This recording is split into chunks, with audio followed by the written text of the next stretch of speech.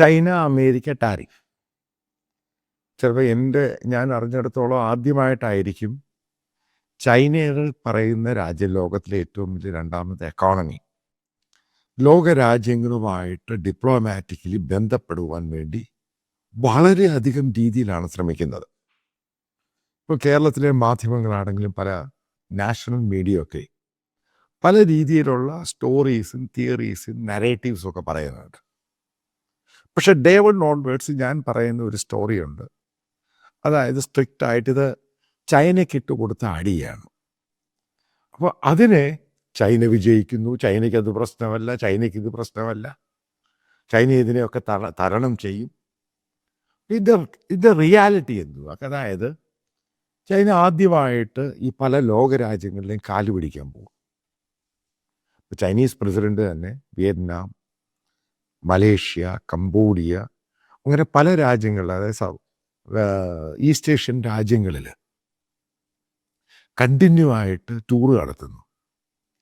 അതായത് Malaysian prime മിനിസ്റ്ററാണെങ്കിലും Vietnam prime മിനിസ്റ്ററോടും കംബോഡിയ ഇവരോടൊക്കെ ജോയിൻറ്റ് സ്റ്റേറ്റ്മെൻറ്റ് ചൈന ആവശ്യപ്പെടുന്നുണ്ട്. അതായത് അമേരിക്ക ഒറ്റപ്പെടുത്തണം. മനസ്സിലാക്കുക, ചൈനയുമായിട്ട് ഇത്രയും ബന്ധമുള്ള, അതായത് മംഗോളിയൻ സംസ്കാരവുമായിട്ട് ബന്ധമുള്ള ഈ രാജ്യങ്ങളൊന്നും തന്നെ അമേരിക്കയ്ക്കെതിരെ ചൈനയുടെ കൂടെ നിന്നൊരു സ്റ്റേറ്റ്മെൻറ്റ് പോലും കൊടുക്കുന്നില്ല. അതാണ് അതിൻ്റെ ഏറ്റവും വലിയ, നമ്മൾ കാണുന്ന ഏറ്റവും വലിയ പ്രത്യേകത എന്ന് പറയുന്നത്. മലേഷ്യയിലൊക്കെ ചൈന ശരിക്കും ഇൻവെസ്റ്റ് ചെയ്തിട്ടുണ്ട്. ഇപ്പോൾ കോവിഡിൻ്റെ സമയത്തെ ഡീലിങ്കിൽ ഇഷ്ടംപോലെ ചൈനയിലുണ്ടായിരുന്ന വമ്പൻ ഫാക്ടറികൾ വിയറ്റ്നാമിൽ പോയിട്ടുണ്ട്, കംബോഡിയയിൽ പോയിട്ടുണ്ട്. ഇവർക്ക് അമേരിക്ക കൊടുത്തൊരു താക്കീതുണ്ട്. ചൈനയുമായിട്ട് ചേർന്ന് കച്ചവടവും ബിസിനസ്സും നടത്തുവാണെങ്കിൽ അവരുടെ കൂടെ പോയിക്കോണം. ഇത് കയറി ഭയന്നു ഈ രാജ്യങ്ങൾ. ഇതാണ് അതിൻ്റെ റിയാലിറ്റി. ഇപ്പം എന്താണ് പിന്നീട് നടന്നത്? ജപ്പാൻ്റെ അടുത്ത് പോകുന്നു, വലിയ മിഷനായിട്ടും ഡിപ്ലോമസി ആയിട്ട് അവരുടെ ക്യാബിനറ്റ് മന്ത്രിമാർ പോകുന്നു, അമേരിക്കയ്ക്കെതിരെ നിൽക്കണം. ജപ്പാൻ ഔട്ട്റൈറ്റ്ലി തള്ളിക്കളഞ്ഞു, കാരണം വിശ്വസിക്കാൻ കൊള്ളില്ല. കൊറിയ എടുത്ത് പോയി, കൊറിയ ഔട്ട്റൈറ്റായിട്ട് തള്ളിക്കളഞ്ഞു. അപ്പോൾ എന്തുവാണ് ജപ്പാൻ പറയുന്നത്? ജപ്പാൻ പറയുന്നത് അമേരിക്ക 25% ടാരിഫ് ഉണ്ടെങ്കിൽ അത് അമേരിക്കയുമായിട്ട് നെഗോഷിയേറ്റ് ചെയ്ത് ഞങ്ങൾക്കത് ആ ടാരിഫ് കുറയ്ക്കാൻ പറ്റും. കാരണം അമേരിക്ക ഞങ്ങൾ ശത്രുവായിട്ടല്ല, ഞങ്ങളുടെ മിത്രമല്ല, ഞങ്ങൾക്ക് സെക്യൂരിറ്റി തരുന്നയാളാണ്. ഇതാണ് അതിൻ്റെ ഗെയിം പ്ലാൻ എന്ന് പറയുന്നത്. ചൈനയ്ക്ക് ഈ പറയുന്ന പോലെ ഇത് മനസ്സിലാക്കാൻ സാധിച്ചില്ല. കാരണം കൊറിയയുടെ ആണെങ്കിലും ജപ്പാനെ അവിടെയൊക്കെ അമേരിക്കൻ ബേസ്, അമേരിക്കയാണ് അവർക്ക് സെക്യൂരിറ്റി കൊടുക്കുന്നത് ഈ ചൈനയുടെ ത്രെട്ടും മറ്റുള്ള ത്രെട്ടിന് സമയത്തൊക്കെ. അപ്പം ഈ രാജ്യങ്ങളൊന്നും ചൈനയെ അക്സെപ്റ്റ് ചെയ്യാൻ തയ്യാറല്ല. നമുക്കറിയാം, ജപ്പാനാണെങ്കിലും കൊറിയ ആണെങ്കിലും, ഇപ്പോൾ കൊറിയയുടെ സംഭവം പറയുവാണെങ്കിലും കൊറിയ എന്താ പറയുന്നത്? ചൈന കഴിഞ്ഞാൽ ലോകത്തെ ഏറ്റവും ഷിപ്പ് ബിൽഡിങ്, അതായത് ഷിപ്പുകൾ ഉണ്ടാക്കുന്ന രാജ്യമാണ് കൊറിയ. അപ്പോൾ അമേരിക്കൻ പ്രസിഡന്റ് ഇത് കൊറിയയോട് പറഞ്ഞിട്ടുണ്ട്, അതിനകത്ത് പലതും നിങ്ങളൊരു 20-30% അമേരിക്കയോട് ഷിഫ്റ്റ് ചെയ്യുക. കാരണം ഈ ഷിപ്പുകൾ അധികം വാങ്ങുന്നത്, വെസൽസ് അധികം വാങ്ങുന്നത് അമേരിക്കയാണ്. അതിന് കൊറിയ തയ്യാറായി. ഇതൊന്നും ഈ പറയുന്ന ചൈനയുമായിട്ട് യോജിച്ചു പോകുന്നില്ല ആരും. അതാണ് നമ്മൾ ഈ ഗ്രൗണ്ട് റിയാലിറ്റി നോക്കുക. നമ്മൾ ഈ നരേറ്റീവ്സ് ഒക്കെ അവിടെ വെക്കുക, നിങ്ങൾ വായിച്ചോളൂ. പക്ഷെ ഗ്രൗണ്ട് റിയാലിറ്റി എന്ന് ഈ രാജ്യങ്ങളൊന്നും ചൈനയുമായിട്ട് യോജിച്ചു പോകുന്നില്ല. ഇൻക്ലൂഡിങ് കംബോഡിയ, വിയറ്റ്നാമിൻ്റെ south China issue, border issue വലിയ സംഭവമായിരുന്നു. പെട്ടെന്ന് ചൈനീസ് പ്രസിഡന്റ് അവിടെ പോയി അവരെ കൈ പിടിക്കാനും കാല് പിടിക്കാനും ഒക്കെ പോകുമ്പോൾ നമ്മൾ മനസ്സിലാക്കേണ്ട ഒരു പോയിന്റ് ഉണ്ട്. അതായത് വിയറ്റ്നാമീസ് പ്രസിഡന്റ് എയർപോർട്ടിൽ പോയി ചൈനീസ് പ്രസിഡന്റിനെ സ്വീകരിക്കുന്നു, വലിയ സ്വീകരണം കൊടുത്തു. പക്ഷെ ചൈന പറയുന്നു, എവിടെയും അവർ ഒരു ജോയിന്റ് പ്രസ് കോൺഫറൻസോ ഒരു ജോയിന്റ് എഗ്രിമെന്റ് അമേരിക്കയ്ക്കെതിരെ അവർ തയ്യാറല്ല. കാരണം ഈ രാജ്യങ്ങളുടെ എല്ലാം എക്കോണമി എന്ന് പറയുന്നത്, അതായത് എക്സ്പോർട്ട് എക്കോണമി എന്ന് പറയുന്നത് അമേരിക്ക. ഇതാണ് ഇതിൻ്റെ യഥാർത്ഥ കാരണം.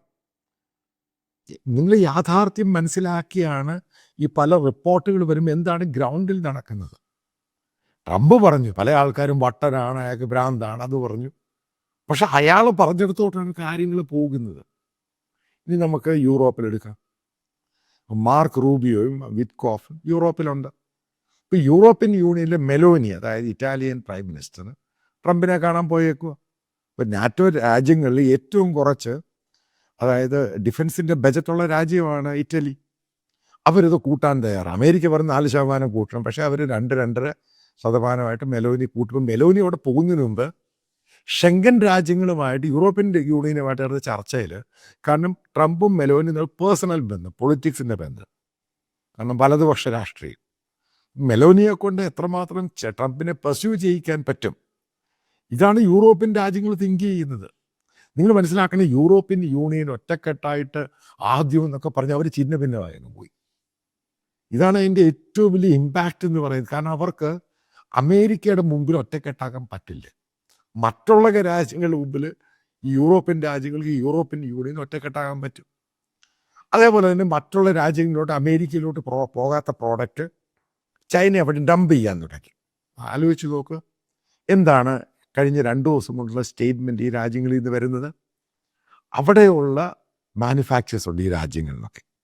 ഈ സാധനം കൊണ്ട് ഡംപ് ചെയ്ത് കഴിഞ്ഞാൽ ഈ മാനുഫാക്ചേഴ്സ് ജോലിയില്ലാതാവും. ഇവിടെയാണ് ഈ പറയുന്ന ഈ ചൈനയുടെ കാൽക്കുലേഷൻ മുഴുവനും തെറ്റുന്നത്. അപ്പോൾ അതിനൊരു പരിധിയുണ്ട്. അതിൽ കൂടുതൽ ഡംപ് ചെയ്യാൻ പറ്റില്ല. കാരണം അവിടെ ലോക്കൽ മാനുഫാക്ചേഴ്സ് ഉണ്ട്, ഫാക്ടറികളുണ്ട്, ഇത് പലതും ഉൽപ്പാദിപ്പിക്കുന്നത്. ഇവരെന്ത് ചെയ്യാൻ പറ്റും? അതായത് യൂറോപ്യൻ യൂണിയൻ ആണെങ്കിലും മറ്റുള്ള യൂറോപ്യൻ രാജ്യങ്ങൾക്കും ചൈനയുടെ സാധനങ്ങൾ ആ പഴയപടി ഡംപിങ് സാധനം ഡിസ്കൗണ്ട് റേറ്റിനൊന്നും അവർക്ക് വേണ്ട. കാരണം ആ രാജ്യത്തിൻ്റെ എക്കോണമി, ആ രാജ്യത്തിൻ്റെ ജോബും പോകും. നമ്മൾ റിയാലിറ്റിയിലോട്ട് പോകാം. അത് അപ്പോഴാണ് ഇത് കാര്യങ്ങൾ കൂടുതൽ ഇവിടെ കിട്ടുന്നത്. പിന്നെന്താണ് സൗത്ത് ആഫ്രിക്കയിലുണ്ട്. സൗത്ത് ആഫ്രിക്കയാണ് ഈ പറയുന്ന G5 രാജ്യങ്ങളിലൊക്കെ അതുമായിട്ട് ബന്ധപ്പെട്ട് ഏഷ്യൻ രാജ്യങ്ങളിലും ഷെങ്കൻ ഉച്ചകോടിയിലൊക്കെ വളരെ ഉറച്ച് വേറെ കറൻസി വേണമെന്നൊക്കെ പറഞ്ഞ് അവർക്ക് മുകളിലും ടാരിഫ് കയറി വന്നു. അവസാനം നിങ്ങൾ മനസ്സിലാക്കേണ്ടത്, സൗത്ത് ആഫ്രിക്കയിലുള്ള സ്റ്റീൽ മാനുഫാക്ചേഴ്സ്, അതായത് കമ്പനികളിൽ ചൈനീസിൻ്റെയാണ്. അതാണ് ചൈനീസ് കമ്പനികളാണ് സൗത്ത് ആഫ്രിക്കയിൽ സ്റ്റീൽ മാനുഫാക്ചർ ചെയ്ത് അമേരിക്കയിലൂടെ കയറ്റിവിടുന്നത്. ഇവിടെ അമേരിക്ക ഡിമാൻഡ് ചെയ്ത് സൗത്ത് ആഫ്രിക്കയാണ്. ഇത് സൗത്ത് ആഫ്രിക്കൻ പത്രമാണ് പറയുന്നത്. ചൈനീസ് കമ്പനികളെ മാറ്റുവാണെങ്കിൽ ഞങ്ങൾ നിങ്ങളുടെ സ്റ്റീൽ എടുക്കാൻ നമ്മളുമായിട്ട് നെഗോഷിയേറ്റ് ചെയ്യാം. ഇതാണ് അമേരിക്കയുടെ നയം. അമേരിക്കയ്ക്ക് ചൈനയെ ഒതുക്കണം.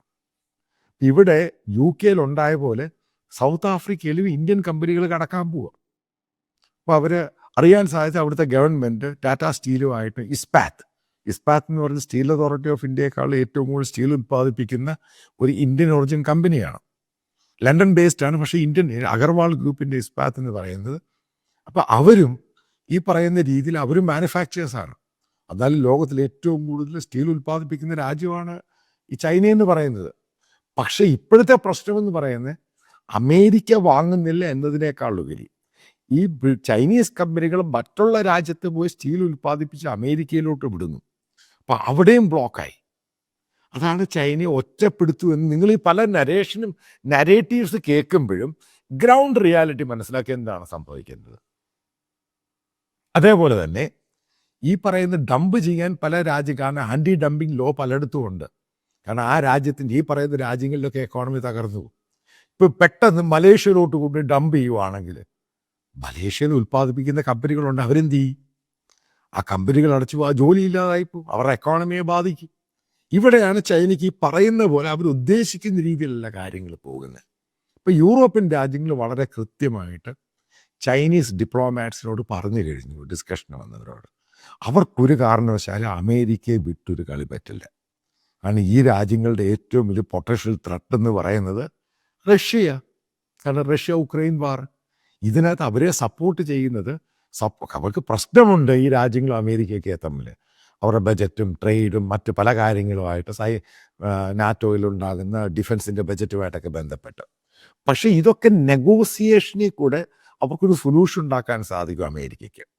പക്ഷെ ചൈനയുമായിട്ടൊരു സൊല്യൂഷൻ ഉണ്ടാക്കി ഈ രാജ്യങ്ങൾക്കൊന്നും മുന്നോട്ട് പോകാൻ പറ്റാത്തതിൻ്റെ കാരണം ചൈനയെ വിശ്വസിക്കാൻ കൊള്ളില്ല. ഇതാണ് എൻ്റെ കാര്യം. കാരണം അൺറിലയബിളാണ് ചൈന. കാരണം ഒന്നാമത് ജനാധിപത്യം ഇല്ലാത്ത രാജ്യമാണ്. അവർ പൊടുന്നതിന് ഒരു തീരുമാനം എടുത്തു കഴിഞ്ഞാൽ ഈ രാജ്യങ്ങളിലെ സെക്യൂരിറ്റിയെയും അവരുടെ എക്കോണമി എല്ലാത്തിനും പൂർണ്ണമായിട്ട് ഇതുവരെ ബാധിക്കും. അപ്പോൾ ഇത് മൾട്ടിപ്പിൾ ഫാക്ടേഴ്സ് ഉണ്ട് എന്തുകൊണ്ട് ലോക രാജ്യങ്ങൾ ചൈനയെ വിശ്വസിക്കുന്നില്ല. അതേപോലെ ചൈനയുമായിട്ട് അടുത്ത് നിന്ന് സൗത്ത് ആഫ്രിക്ക പെട്ടെന്ന് അവരെ പ്ലേറ്റ് മാറ്റി, അവർ ഇന്ത്യൻ കമ്പനിയെ വിളിച്ച്. കാരണം ഇവിടെ നമ്മൾ കാണേണ്ട ഒരു പ്രധാനപ്പെട്ട പോയിന്റ് എന്ന് പറയുന്നത് ഇവിടൊക്കെ ഇന്ത്യൻ കമ്പനിയാണ് പെനട്രേറ്റ് ചെയ്യുന്നത്. കാരണം ഇവരൊക്കെ ചൈനയെ ഒഴിവാക്കിയിട്ട് ഇന്ത്യൻ കമ്പനികളെ വെക്കുവാണെങ്കിൽ ട്രംപ് അഡ്മിനിസ്ട്രേഷന് കുഴപ്പമില്ല, ഞങ്ങൾ ബിസിനസ് നടത്താം. ഇത് നിങ്ങളിതിൻ്റെ ഗെയിം പ്ലാൻ മനസ്സിലായിക്കോണം. ഇത് വലിയ ഗെയിമാണിത്. ഈ ഗെയിമിനകത്ത് ഉണ്ടാകാൻ പോകുന്ന ചൈനയെ കംപ്ലീറ്റ് ആയിട്ട് ഐസൊലേറ്റ് ചെയ്യുക.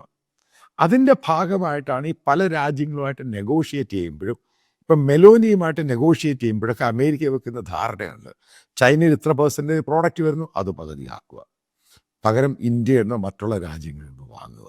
സിമ്പിളാണ് ഞാൻ ഈ പറയുന്നതിൻ്റെ ഫണ്ടമെൻ്റൽസ് എന്ന് പറയുന്നത്. ഇങ്ങനെയായിരിക്കും യൂറോപ്യൻ രാജ്യങ്ങളുമായിട്ടും അമേരിക്ക നടത്തുന്ന നെഗോസിയേഷൻ. കാരണം അമേരിക്കൻ കമ്പനികൾ കൂടുതൽ ഇന്ത്യയിൽ ഇൻവെസ്റ്റ് ചെയ്യും, ഇന്ത്യയിൽ ജോലി ക്രിയേറ്റ് ചെയ്യും. അപ്പോൾ അതിൻ്റെ മാർക്കറ്റ് അമേരിക്കയും യൂറോപ്പും ഒരേപോലെ ഉണ്ടാവുക. ഇതാണ് ഇതിൻ്റെ നമ്മൾ മനസ്സിലാക്കുമ്പോൾ ഗ്രൗണ്ട് റിയാലിറ്റി.